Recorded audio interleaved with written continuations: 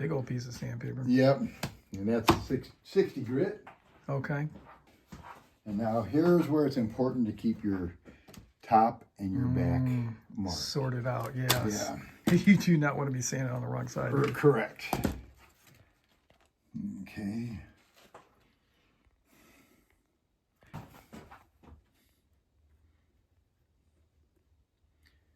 Just so that I know that this is always going to be the back. Mm-hmm. Oh yeah, because you're about ready to sand that off there. Where it says back on there. Yeah. So,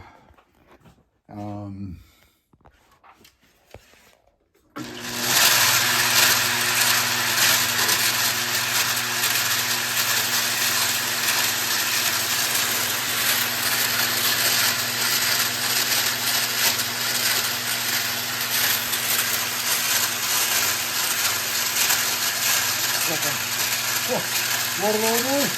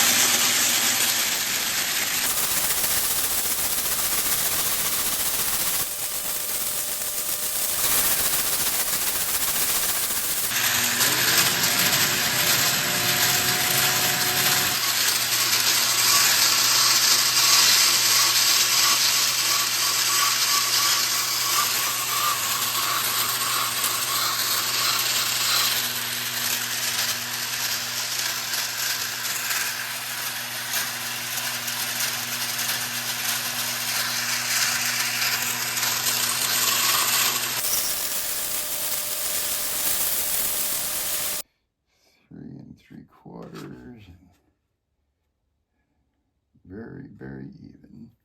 That's good. So let's see. 4 3/8 there. Just a hair over 4 3/8, and I can't remember what Bob wanted here. So we're 4 5/8. Slight. So I am going to take a little more off of this side here. Okay. It's a little light touch.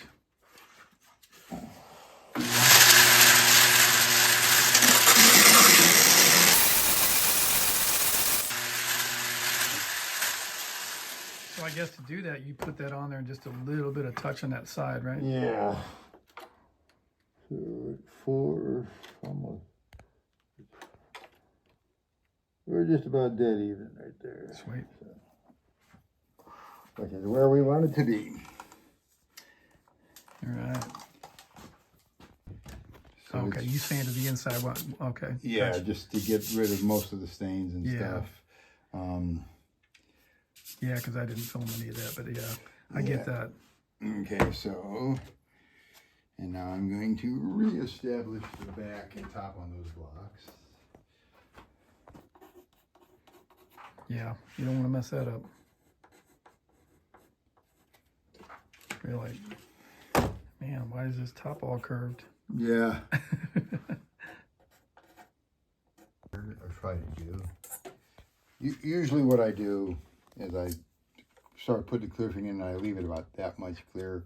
Okay. On this side, I'm going to do 2, which will just barely bring us even there. And it's probably closer as it gets over here. And on this side, I'll just do the 1 on this side as well. When you say 1, just one piece? One ruler thickness. Oh, okay. So proud. Okay, I see what you're saying. I used to go to lots of trouble and bend this stuff, but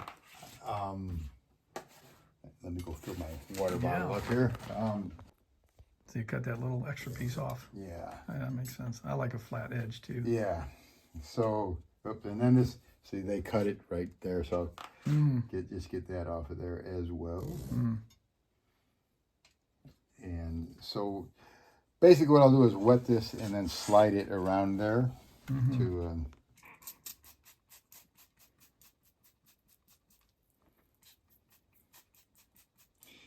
And I used to, I've gone through many iterations of clamps, and these are by far the best. They're way strong. So strong that they can be a little difficult to use. They don't ever dent the wood, right? Nope. Because they have that soft rubber on there. So I've actually got some plastic clamps that work really well, but it's only good for a particular thickness of kerfing.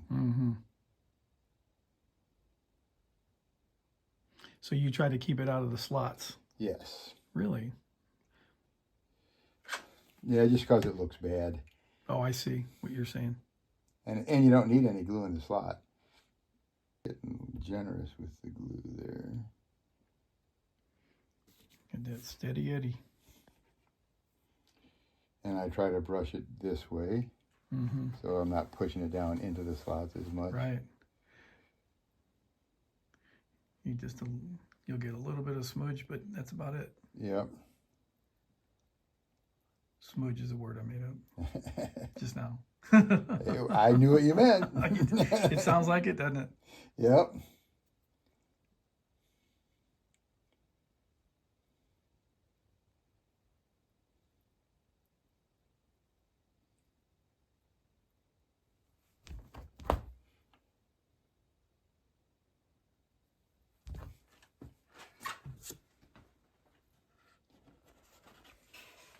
Yeah, and you say a lot of people do it the other way, but I see why.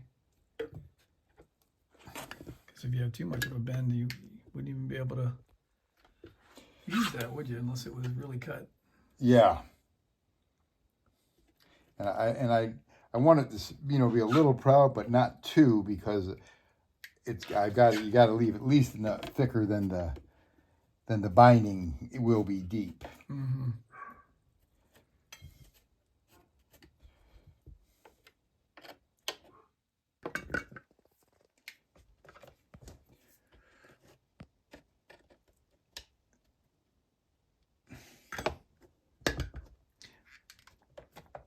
So does that go back on the wheel again?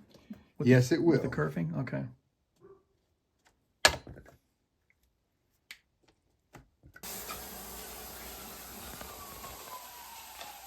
Just about perfect there.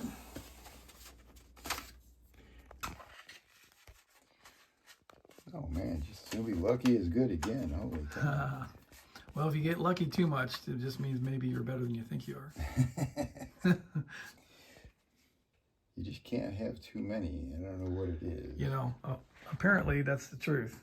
That's not even all of them. When I was making banjos, a lot of banjos, those blue clamps. Yeah. The Irwin clamps. Oh man, I'd run out sometimes. Yeah.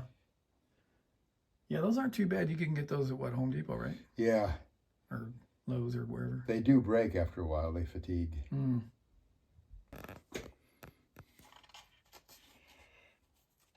But the finish turned out nicer, actually. So letting it sit for a while, huh?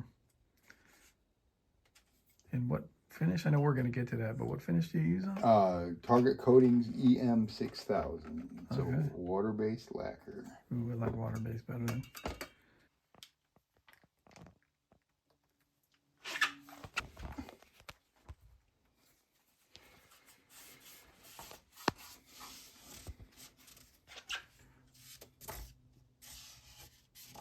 Some people use a toothbrush.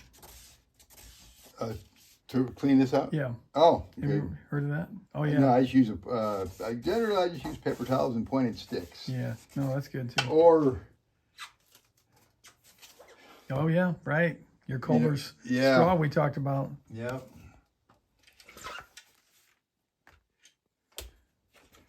Wow, I would imagine you could do the other side with it like that, couldn't you? Yes, we can. Ah, see, I'm guessing already, aren't I? Yep.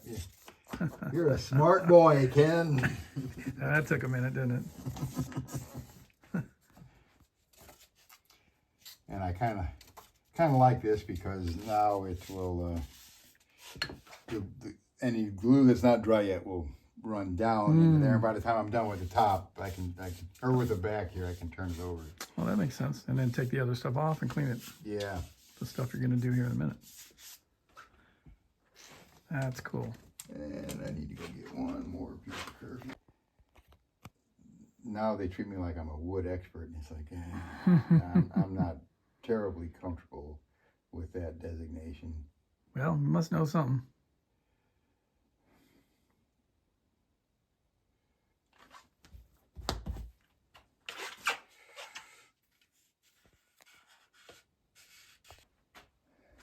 So what? Got what? 1, 2, 3, 4, 5, 6, 7.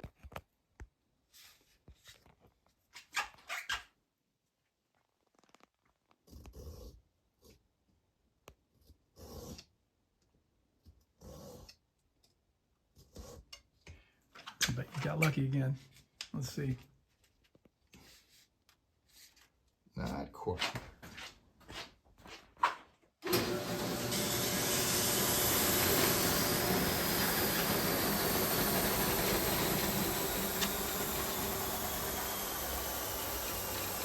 Take a smidgen. Yeah, it works. Cleaning it all up. I guess this will be probably it for this week as far as like what I'll video. Well, we'll cut the top and back roughly to shape now. Oh, okay.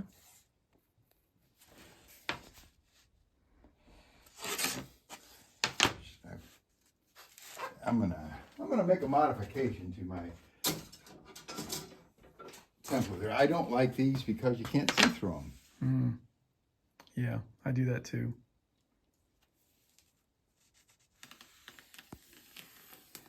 It's one good thing about that CNC that I'm building. I'm be able to make all my own templates and all kinds of stuff, you know.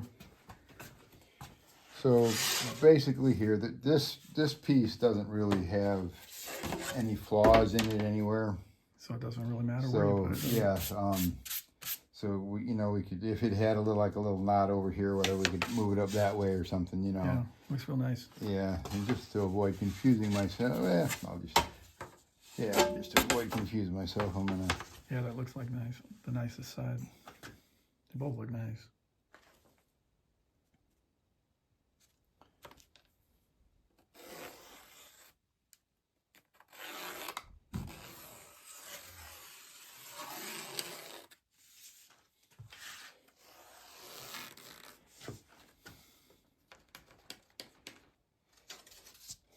So there's one.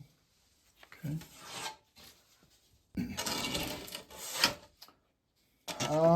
Now there is little knots right there, and they do go all the way through. This is uglier, so this is going to be the inside.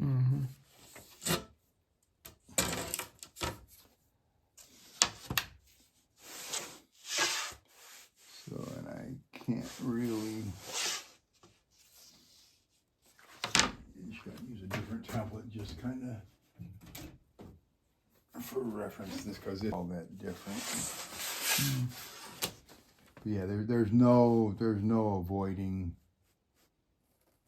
those. Yeah, you get this side almost off the edge, but then the center's not in the right spot. Yeah. I've dropped them and broken them. They super glue pretty well.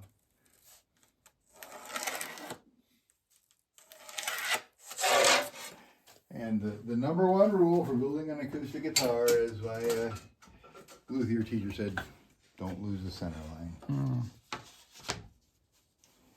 And same with electric. Yeah, true.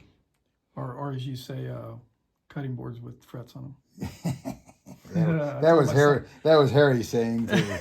Not you say. Yeah, you're repeating it. I told my son that last night. He goes, "I can see that."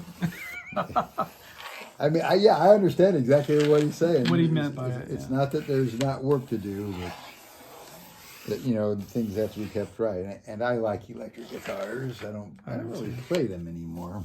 Yeah. That's one reason I would really want to get into this. An acoustic, you can just pick it up and play it. You don't have to plug it in. Right. It's a standalone instrument. So now we're going to cut it. Yep.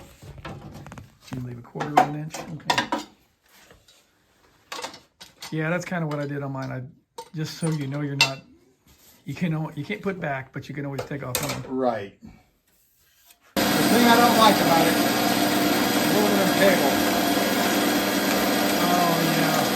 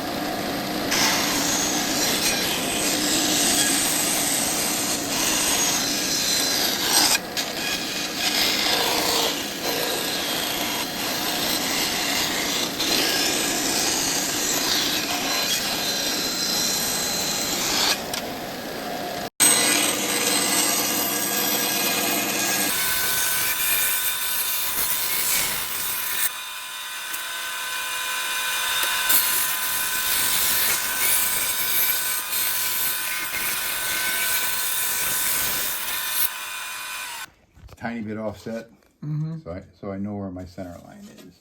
Okay.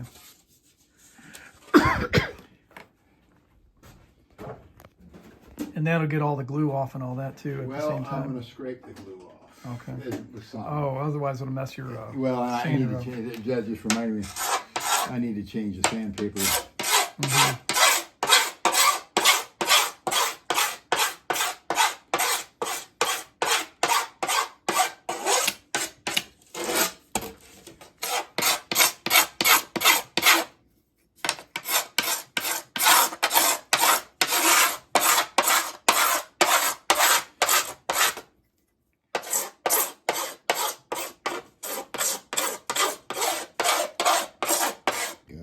Live with that, I'm not sure.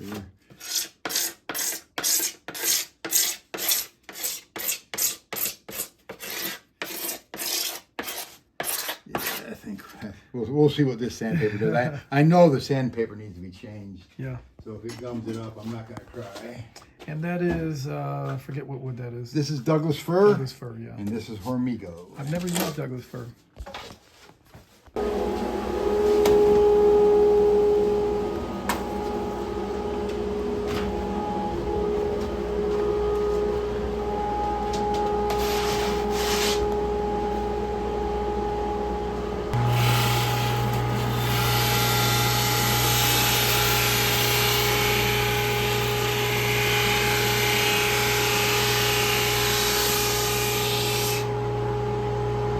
I see why you save the ends, because if you didn't do that, you could mess your ends up. Yeah. About 5/1000ths off every time? Yes.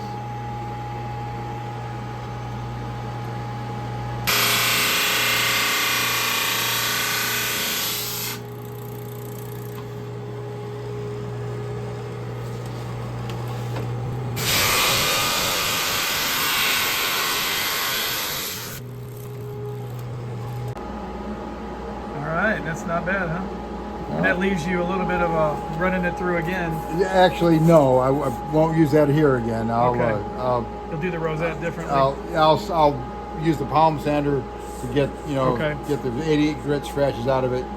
Okay. And so now our little black spot down here went away, but now we've got one up here. Yeah. Just wood being wood. That's wood is wood. Yep.